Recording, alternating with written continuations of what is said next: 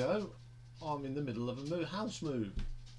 So instead of having a dead channel for about 3 or 4 days, I thought I'd do some little things that I can put on while I can't get any internet.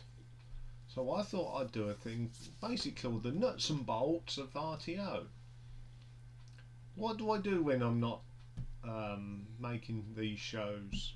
What do I, just explain how things work here. And I thought instead of doing a ranking thing to keep the current show, I'll do these little shows so we can just look at what we do. So I thought I'd start with the origins of ranking the obscure. Well, it all really started in lockdown. When you couldn't do anything, and what was happening, I was just watching concerts on YouTube, just looking at stuff on YouTube. And one day I come across this channel, and I'm not afraid to mention it because it is my sort of inspiration.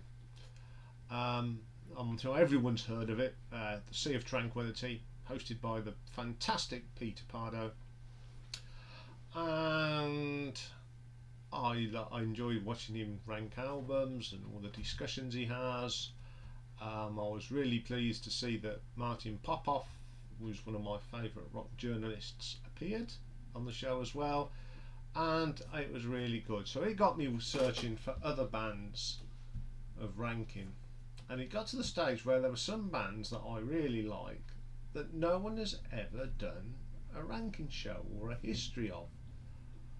So I thought I'll do one myself. So I thought, well, what do I start with?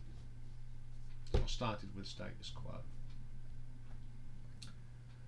and it went well. People started to watch it, and I thought I'll do another one. So I think I did Cozy Powell, and then I thought, this is really good and I'm enjoying this. So I thought, okay, I looked at quite a few people's and how they structure theirs. So I thought, okay, I'll do a structure, try not to do what everyone else is doing, and I come up with the name Ranking the Obscure to do the things that other people do not do. I mean, everybody does Iron Maiden, everybody does Black Sabbath, everyone's done AC/DC. And I thought, okay, let's give love to some of the bands that don't get shows ranked. And I kept just putting in band names, going through my list, and if I couldn't find anything, I put them on a bit of paper.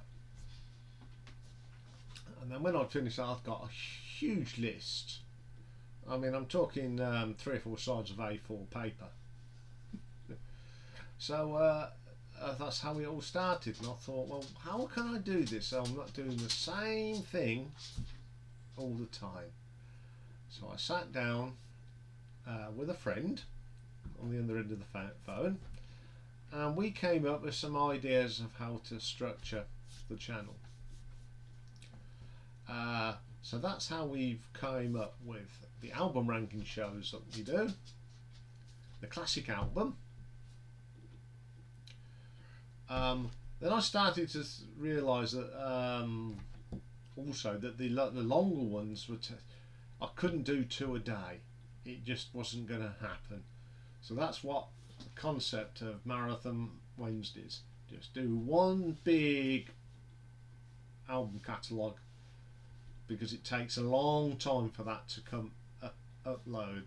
I mean, if you're recording for an hour, you've got to render it, you've got to edit it, and that can take up to 3 hours depending how long it is, and then it takes a little bit longer to upload to the channel. So that's how that one came about. Here and now, well, instead of calling it the history of, because there's a lot of people that do the history of, I thought I'd do the history of a band, but with a bit of a twist. Concentrate on the first album and the last album, because they're the ones that people forget. and they're all concentrating on the ones in the middle when those are at the height. So I thought, okay, we can do a review of the first album, review of the second album, compare them, and then just do a quick history, a brief history of the band with the albums in between. Now I use this as a sort of an excuse so I can do some of the more popular bands, and if you've noticed, Then and Now is more about the popular bands, and as time goes on we will be doing quite a lot of the big bands. I mean, I think there's an AC/DC one that's gone out. Also the bands, you know, we've covered Emerson, Lake and Palmer, ZZ Top, who did get their own excuse me, who did get their own ranking show because of Dusty Hill dying. I do apologise, I haven't got a drink. Oh well, carry on in. Yeah, so that's how that one come about. Then you've heard of one-off singles, and there's a lot of albums out there that I've got that are just one-offs, and I know there's some really good one-offs. So that's how that show evolved, and I thought we've got to start doing a bit about live albums. So that's how the live ranking show came in on a Friday. Again, it gives us an excuse to go through some of the popular bands that everyone ranks their studio albums, but no one seems to give any love to live albums. I love live albums. So that's how that show appeared on our screens. Retro ranking was an idea of another friend, and says, well, there's some bands out there that, you know, if you do call it retro and go from the 50s to 60s, you can do some of the singles of some of the bands you really like, especially when you was growing up, but you haven't got all their albums or just a bit different. So yep, and that's how that one came about. And we've covered I think stuff from the 50s, stuff from the 60s, 70s, 80s, and that's as far as it goes. We won't do anything else because it's not retro then, but that is a real great show that I really enjoy doing, because it sort of dives into a lot of it does dive into my childhood, even stuff from the 50s and 60s, because as I keep saying, I grew up in a household where rock and roll was played. Both my parents were into music. My dad more than my mum. You know, my dad was in bands in Northampton in the 50s, so he was like the pioneer of music in my town of Northampton. So that's why I love the Everly Brothers and Eddie Cochran and Buddy Holly and the Hollies and the Beatles, because that's my dad's influence. But I took it a step further, obviously, and now I'm a total metalhead. Well, I was in the day when I had a bit more hair. And also I do love album artwork, so that's why we have a show on album artwork. We've gone through artists and bands, because some of the LP covers of the bands are pretty cool. I really enjoy doing that. And then recently we started to introduce an artist and going through their history. I decided to do Paul Rodgers because I am a huge fan of Paul Rodgers and John Wetton. Anything that John Wetton has been involved with, I love. Obviously, I started doing a lot of the John Wetton, and I hadn't done King Crimson. But once we're back up and running properly, we will be having not a retro ranking, I mean a marathon day of doing the King Crimson albums. So that will get that covered. But we've been doing we've done Paul Rodgers. I think by the time we come back on the air at a regular thing, Paul Rodgers may be coming towards the end. And I did a poll for the next artist, and you chose John Lord, so we'll be going through John Lord's thing. And this is a thing I'm going to continue throughout the year in the channel.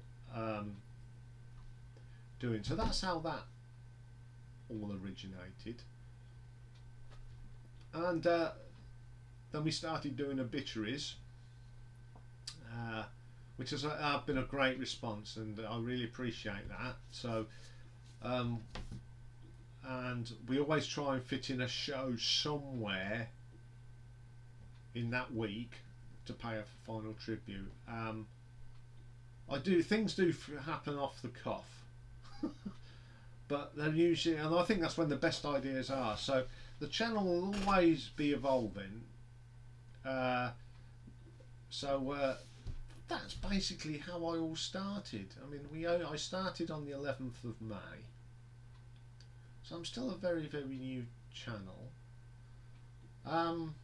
Hopefully by the time this goes out, we'll have reached our 100 subscribers.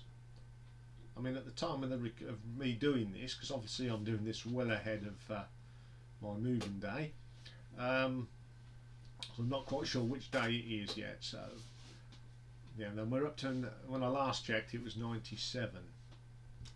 So that's the first part. Tomorrow I'll be going through how we get one of the Ranking the Albums shows onto the channel, how it starts until the finished project which you guys watch. So that'll be tomorrow's episode. I hope you enjoy this. It's just keeping the channel going while I'm moving, because that's out of my hands. I don't know when I'm going to get internet back up, so I'll do plenty of shows. We'll do origins and about the channel, and then if I'm still not on the air, I'll make sure I've got plenty of little bits for us to do. So I will see you tomorrow for part 2. Have a good time. Bye for now.